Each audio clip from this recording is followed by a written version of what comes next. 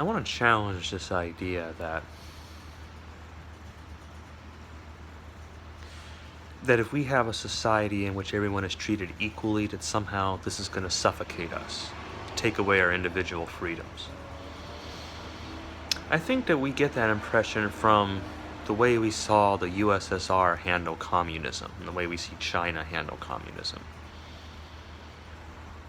I want to say that I think it's possible to have a society where people are treated equally and they all get to live like kings.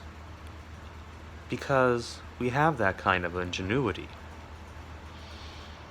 I mean, face it, for one person who wants 3 mansions, 10 boats, and 9 rockets, someone else just wants a flute, like Master Kane, and just wants to walk the earth.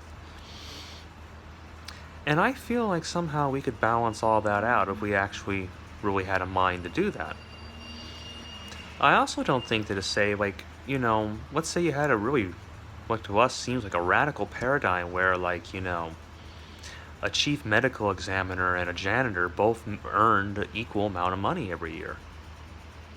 It had nothing to do with, was one person, does it require a higher level of intelligence to be a medical examiner than a janitor? Probably. But does it require more patience to be a janitor and more ingenuity to be able to do that job over and over again every day, all day long?